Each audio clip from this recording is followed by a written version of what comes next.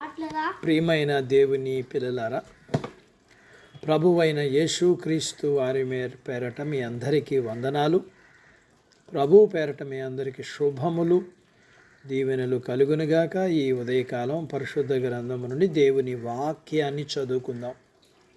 ద్వితీయోపదేశ కాండము 31వ అధ్యాయము 8వ వచనాన్ని చదువుకుందాం. నీ ముందర నడుచువాడు యెహోవా, ఆయనే నీకు తోడయుండును, ఆయన నిన్ను విడువడు, ఎడబాయుడు. భయపడకము, విస్మయమొందకమని ఇశ్రాయేలులందరి ఎదుట అతనితో చెప్పాను. దేవుడు తన మాటలు మన కొరకు దీవించునుగాక. ఆమేన్. ప్రియమైన దేవుని పిల్లలారా, మన ముందు ఒక పెద్ద పని లేక పెద్ద పోరాటం ఉందనుకోండి. అలాంటి పరిస్థితులలో ఈ వాక్యాన్ని విశ్వాసంతో చదువుదాం. ఆ పని కోసం లేక పోరాటం కోసం మనల్ని మనం సిద్ధపరచుకుందాం. స్వయంగా దేవుడే మన ముందు నడుస్తూ ఉన్నాడు కాబట్టి ఆయన వెనక నడవటమే మనకు క్షేమం.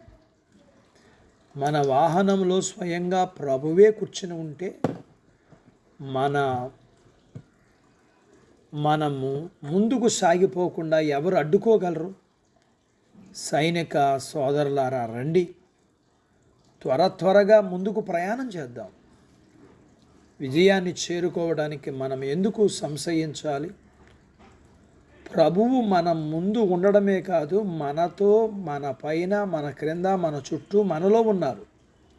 ఆయన సర్వశక్తివంతుడైన దేవుడు, సర్వవ్యాప్తి అయిన దేవుడు. అన్ని సమయాల్లోనూ శాశ్వత కాలం ఆయన మనతో ఉన్నాడు. ఇక ముందుకు కూడా మనతో ఉన్నాడు. ఈ నిజం మన చేతులను ఎంతగా బలపరుస్తుందో. శిలువ సైనికులారా, సైన్యములకు అధిపతి అయిన యెహోవా మనతో ఉన్నాడు కాబట్టి ధైర్యంగా ముందుకు సాగిపోదాం. మన ముందు మనతో ఉన్న దేవుడు అన్ని పరిస్థితుల్లో మనకు సహాయం చేస్తూ ఉంటాడు. అలా చేయకుండా ఎప్పుడూ తప్పిపోడు. ఆయన మాట తప్పే దేవుడు కాదు. మనల్ని అపజయం పాలు కానీయుడు. చివరకు మనకున్న అవసరత కొలది మనకు సహాయం చేస్తూనే ఉంటాడు. ఆయన మనల్ని అపజయము ఎలా కానీయుడో అలాగే ఆయన మనల్ని ఎన్నడూ ఎడబాయుడు.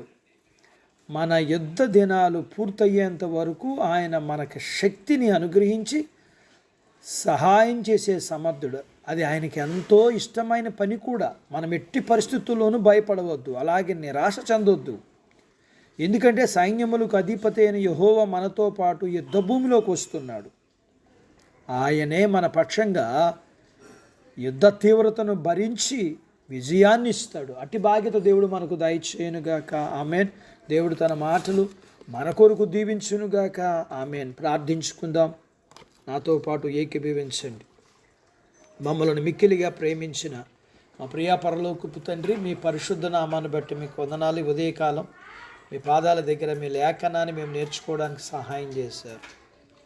నేర్చుకున్న లేఖనపు సత్యాన్ని బట్టి మా జీవితంలో అన్ని విషయాలలో మాకు ముందుండి మాకు విజయాన్ని ఇచ్చే దేవుడు నీవు సహాయం చేయకపోతే అన్నపానాలే పుచ్చుకోలేం. విజయం ఎలా కలుగుతుంది? కాబట్టి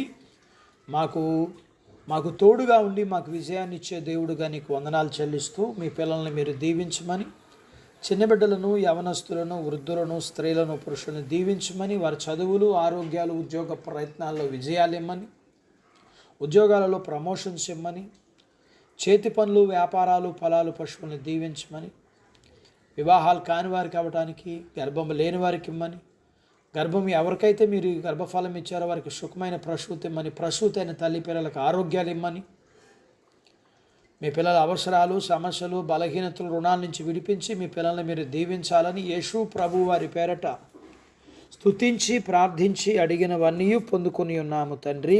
ఆమెన్. దేవుడు మిమ్మల్ని దీవించునుగాక. ఆమెన్.